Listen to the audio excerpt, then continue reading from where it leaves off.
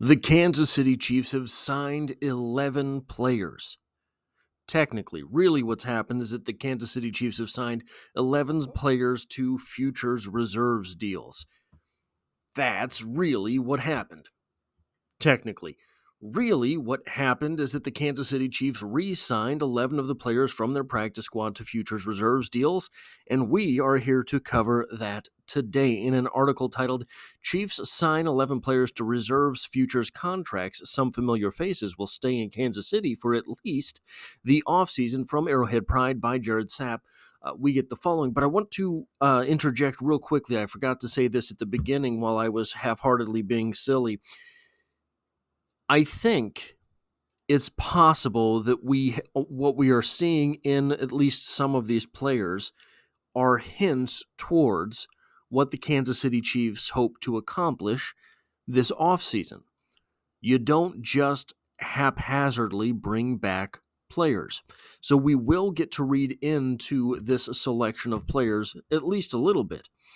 Per the NFL's official transactions report, the Kansas City Chiefs signed 11 players to futures reserves contract on Tuesday, all into the season as members of the team's practice squad. Staying with the team are quarterback Chris Oladokun, wide receivers Jason Brownlee, Justin Ross, and Tyquan Thornton, tight end Baylor Cupp, tackle Chukwuebuka Godric, always throws me off. Defensive linemen Siaki Ika and Fabian Levette, cornerbacks Darius Rush and Eric Scott, and safety Deon Bush. Though I believe Deon Bush is officially listed as a defensive back by the Kansas City Chiefs, perhaps neither here nor there because he basically exclusively plays safety when he does get defensive reps. Previously, the Chiefs had signed linebacker Sean Bradley and safety Jason Taylor III to reserves futures deals. So let's look at these players. Chris Oladokun, the quarterback, slightly under 6'2", 213 pounds, of 4'7", 140. He is a mobile quarterback, but he is not a running quarterback. He is 27 years old. I'm not sure how much future there is to Chris Oladokun in Kansas City. I think that it is very likely the Kansas City Chiefs will bring in at least a UDFA quarterback after the draft. I think the Kansas City Chiefs are likely to I don't know what their backup quarterback situation is. I don't know if Carson Wentz is on a 2-year deal or a 1-year deal. I can't remember. Either way, I think it's unlikely that Chris Oladokun sees his way onto the roster. I think probably what is happening here with Chris Oladokun is that he is a very good blend of quarterbacks. From what I remember looking at his tape when he was coming out of college, he does have a strong arm. He does have a fairly quick release. He is mobile. And though he's not a great, big, tall guy, he is over 200 pounds, so he does have a little bit of heft to him. So I think probably what this is that Chris Oladokun is at that unfortunate spot where he is just about as great a scout team quarterback as you could ask for, but not good enough to be at the NFL level. I think that's likely what is going on here. Unfortunately for Chris Oladokun, he was drafted by the Steelers in the 7th round a couple years ago, but didn't hang on there through even the preseason. So all the luck to Chris Oladokun, but I think we're probably witnessing Chris Oladokun at his ceiling. Then we have a run of 3 wide receivers here, starting with Jason Brownlee, 6'2", 198 pounds, 33 3/4 inch arms. That is a great arm length, 4'5", 40 with a 1.52 split, a 39.5 inch vertical leap, a 10 foot 11 inch broad jump, and 16 reps on the bench press. Jason Brownlee is very similar in some regards to Justin Ross in that Jason Brownlee is not a speedy guy. A 4'5", 40 is not particularly good. In fact, it's pretty much terrible, but especially for the wide receiver position. But he was absolutely torching people in college. Went to a smaller college. If I'm remembering that correctly, I apologize. I should have looked back into it. But a lot of times those guys end up being deep threats anyway because they have the body control to get the ball when it's up in the air. Jason Brownlee is a very interesting prospect. He is a very solid wide receiver. It was surprising to me to see him listed under 200 pounds. He looks like a 205-pound guy, maybe a 210-pound guy. It'll be interesting to see him get a full offseason with the Kansas City Chiefs. I believe he was brought in around September, just off the top of my head. I can't remember exactly, but he did not spend the preseason with the Kansas City Chiefs this past season. So seeing him in the preseason get some reps, we'll see what is going on there. But if nothing else, this is a good practice squad, right? Wide receiver, somebody that can come up and give you some reps. Justin Ross, I have to believe this preseason is the last go-round as far as opportunities for Justin Ross. Should he make an impact in the preseason, absolutely take him on the team. But at 6'3" and 5/8 inches, 205 pounds, a little bit shorter arms at 32 1/8 inches, 4.64 40-yard dash. That was while he was injured still, at least per reports. 31.5-inch vertical, 9'8" broad jump, 11 reps on the bench press. Justin Ross, if you are not familiar with him, his rookie freshman season at Clemson, he absolutely torched the entire country. Ended up making fools out of Alabama's defense in the national championship game.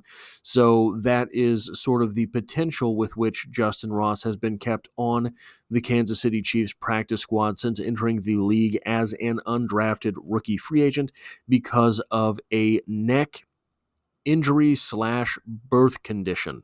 So Justin Ross, I'm absolutely 100% on board giving him one more preseason, but I don't see really the necessity to carry him on the practice squad for another season after this, especially after these last 2 seasons. He was not able to make a dent on a roughly putrid wide receiver depth chart. So up here, Jason Brownlee, Justin Ross, I'm not quite sure we are able to necessarily forecast game plan type stuff.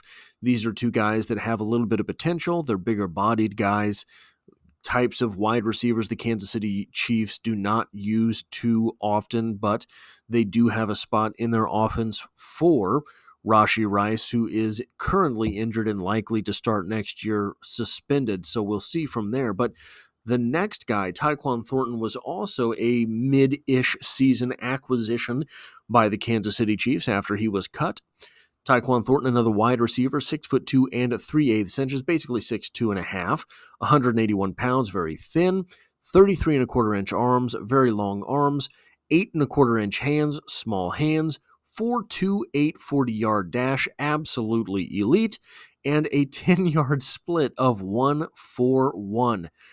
Someone mentioned in the video that I did for Tyquan Thornton's signing with the Kansas City Chiefs, I believe, what the record is for the 10-yard split, and I cannot remember, but 141 has to be pretty close to a record for a 10-yard split. 38.5-inch vertical leap, 10-foot 11-inch broad jump, and if I were Tyquan Thornton, I would not have performed the bench press either. Absolutely skinny guy. Now, here's the thing. What kind of market does Hollywood Brown have? The Kansas City Chiefs have very little cap space at the current moment.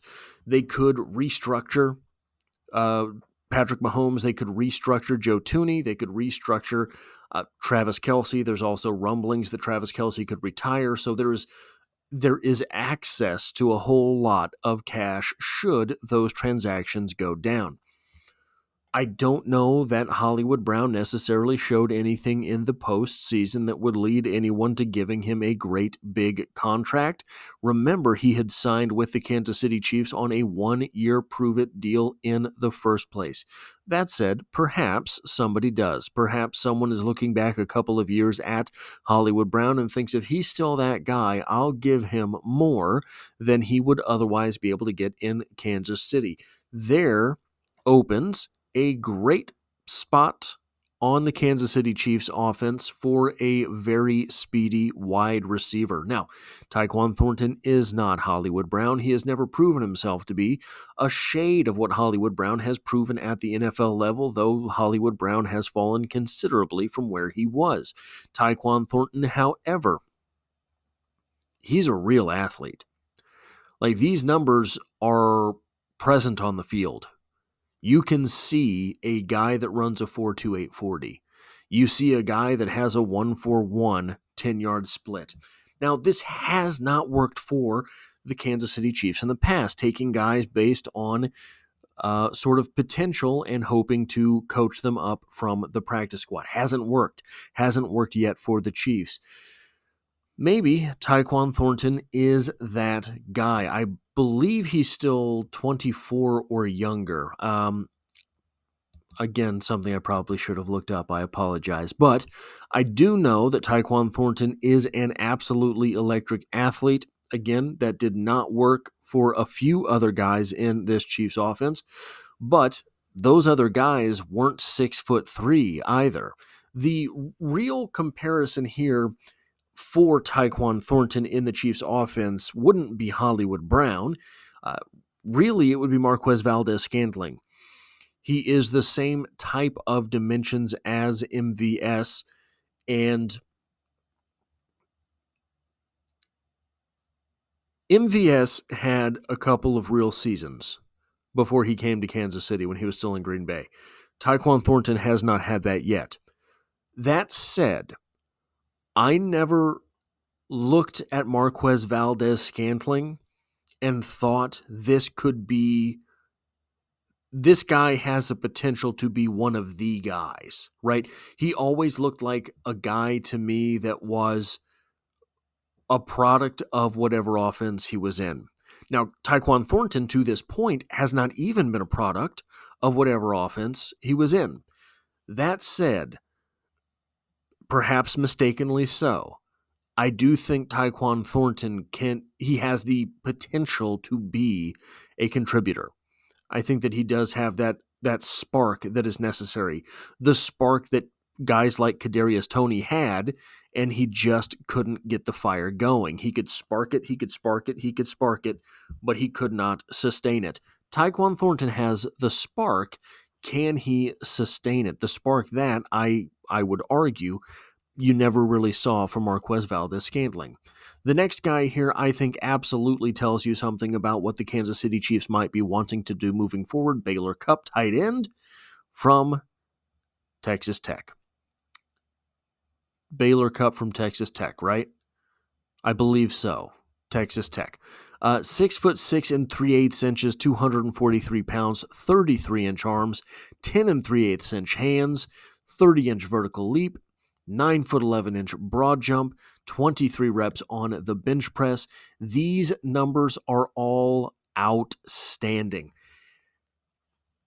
The question with Baylor Cupp is this. He was not very productive at the college level. He did not have a whole lot of stats coming out of college. He's a great big guy. Did not run a 40, not that I could find confirmed. You can find all sorts of listed 40s for Baylor Cupp. There's the listed 40 that I went with in his video where I talked about him being brought in as a UDFA. I think they listed him having a 4.5 140. If that's real, this is a tight end project. Here's an interesting thing. He's 6'6.5". He's got 33-inch arms. He did 23 reps on the bench press. I know, guys. I know. Don't yell at me. The Kansas City Chiefs could absolutely use a blocking tight end. The Kansas City Chiefs could absolutely use a tight end who's the type of athlete with a 30-inch vertical and a 9'11" broad jump. Mad numbers there. Those are the types of numbers that often translate into a very productive backup or third tight end in the NFL. He did not see the field this year. He got injured. He ended the season on the injured reserve, I know. He did not see the field really this year. That's kind of curious. It's kind of curious that they kept him kind of locked away on the practice squad, listed at tight end. 33-inch arms. Those are the dimensions you would really look for if you were drafting an offensive tackle. I'm not saying he's an offensive tackle. 6'6.5". Wow, that's really tall for a tight end. That's almost offensive tackle type territory.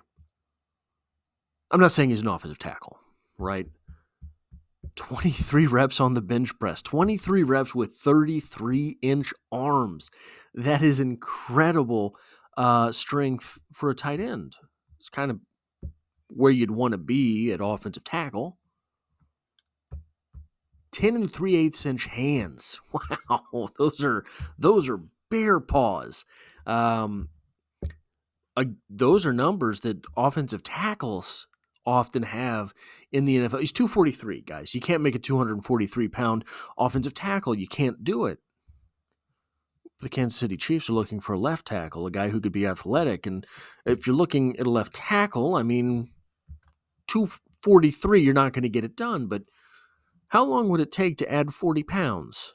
A 283-pound offensive tackle. If you still got that 30-inch vertical and then not that 9-foot 11-inch broad jump, probably you wouldn't. Probably it'd be, 27 and 9 foot 8 inches. Those are still very good numbers for an offensive tackle. I'm not saying, okay, guys, this could be a mauling type tight end, right? That big blocker type tight end that you put at the end of the line tight to the tackle, right? That could be what is going on there.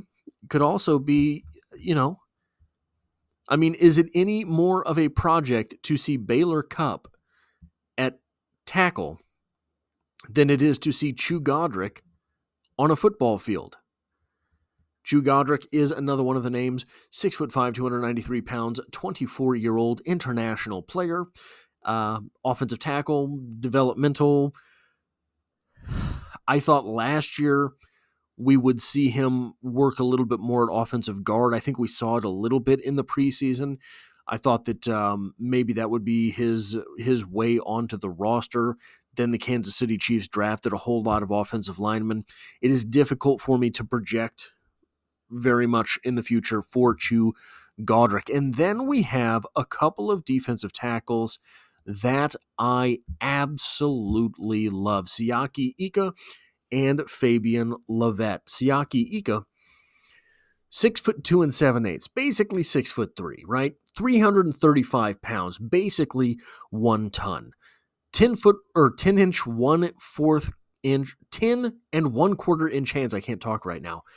A 5'3", 40. That's not exactly ideal. This is the great big run-stopping defensive tackle that the Kansas City Chiefs have been after for season after season after season after season. Siaki Ika, in my opinion, Siaki Ika was an absolute man-child at the college level. Apparently that has not translated to the NFL level. Siaki Ika was an absolute destroyer at the college level. Again, has not translated to the NFL. If you can unlock whatever it is inside Siaki Ika that is capable of doing the things that he was able to do at the college level, you have a starter and you have an impact player. I'm not banking on that. That said, the Kansas City Chiefs will be entering next season in dire need of contributions at the defensive tackle position. It is likely to me that barring some other acquisitions, Siaki Ika is an active roster player for the Kansas City Chiefs next season. 335 pounds lined up next to Chris Jones. Next on this list is Fabian Lovett, a guy that I was under the impression would likely make the active roster last year, as he was an undrafted rookie free agent out of Florida State, 6'3" 7/8", basically 6'4", 314 pounds, 35.5-inch arms, 10 3/8 inch hands. a 5:01 40-yard dash, right around that 40 or that 4.9 mark, right? Almost in the fours is what I'm trying to say, but failing, which is a great sort of measuring stick for a defensive tackle's athleticism. 25.5-inch vertical, 8'5" broad jump, 26 reps on the bench press. Fabian Levette is a guy that I absolutely thought should have been drafted. Fabian Levette is a guy that, had the Kansas City Chiefs drafted him, I think they would have let him show out a little bit more in the preseason and probably would have ended up carrying him on the active roster as not to get him poached trying to pass him through waivers. I think Fabian Levette has a real future in the NFL. It is difficult for me outside to understand why he was on the practice squad all year. I think that he is a guy that at least has the potential to have contributed to the active roster this year. And then we have a run of defensive backs, which, guys, I maybe hate to be the bearer of bad news. I certainly hate to be the bearer of bad news. I don't know how many of the defensive backs make the roster next year. The Kansas City Chiefs are going to be in dire need of cash, and they have a whole lot of defensive backs, and most of them are on rookie deals, and if you get rid of them via releasing them or trade, you recoup all that money, basically. And I think Joshua Williams, so I'm sort of forecasting a video that I'm going to be coming out with in the next couple of days as I look through the roster and different moves that could be made to free up space for the Kansas City Chiefs. Guys like Joshua Williams, Jalen Watson might never have a higher trade value, and he is someone who has been injury prone for the Kansas City Chiefs. So what do you weigh there, right? Joshua Williams fell out of favor last year for some reason, just did not find himself on the field. Brian Cook, I still have to go back and check, but I believe just off the top of my head, it's possible Brian Cook played fewer snaps this past season than he would have been projected to play had he not been injured last year. So I think that there are a lot of defensive backs falling out of favor. The Kansas City Chiefs continue to want to add defensive backs. So these three guys might be active roster guys next year. Darius Rush is one of, along with Miles Battle. I think that if Miles Battle comes back, he'll be on this list too. But Darius Rush is someone with very high potential, has not shown it out. But guys, listen to this: 6'1" 7/8", basically 6'2", 198 pounds. That's a real good weight for a cornerback. So you're looking at elite height, good weight, 33 3/8" arms. That is incredible for a defensive back. 4.36 40-yard dash, elite. 1.51 10-yard split, really good numbers there. 35-inch vertical, not the greatest. Not sure what's going on there, Darius, but kick your legs out when you jump, right? And then a 10-foot 1-inch broad jump.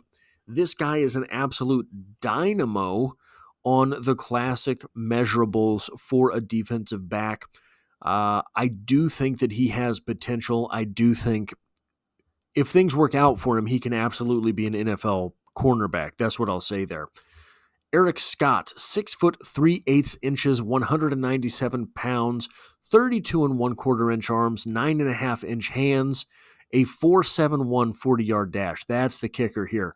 39.5-inch vertical, 11-foot 1-inch broad jump. So he is otherwise very explosive. He just does not have the 40 and 16 reps on the bench press. It would not shock me if we see Eric Scott move to the safety position. I think that the Kansas City Chiefs like to have a good deal of safeties on the team. They're good special teamers, and versatile defensive backs, right? Chamari Connor early in his rookie season seemed to be the guy that was going to be leaning between safety and slot corner. We haven't really seen a whole lot of development for Chamari Connor. If he takes that next step this year, then maybe this is a moot point. But Eric Scott, I think, could slide into that role. And then we have Deon Bush, 31 years old, 6 foot 3/8 inches, 199 pounds, 30 and 7/8 inch arms. So look, 30 and 7/8 inch arms, that's sort of the classical area where you're looking at these guys' arm lengths. 33 and 3/8 inches for Darius Rush. That's edge numbers. Those are offensive tackle numbers. Deon Bush with a 4.64 40, 162, 10-yard split, 36-inch vertical, 10-foot 3-inch broad jump, and 17 reps on the bench press. It would seem that Deon Bush is being kept around as a potential backup ace on special teams. That is kind of his MO in the NFL, though last year in the playoffs he had a clutch interception in the playoffs, I believe, to seal a game. So these are the 11 guys that the Kansas City Chiefs are bringing back, and we will see them in training camp for the Kansas City Chiefs. How important will they be? There's a few guys that I think will absolutely at least have the opportunity to be important. So that's all I have for this video. If you like or appreciate what it is that I do here, hitting the like button really does help me out, as it tells YouTube to share this video with other Kansas City Chiefs fans. If you find yourself here by chance but not design, the Chiefs are the only thing I talk about on this channel, dropping multiple videos every single week, and I hope to have you back for the next one.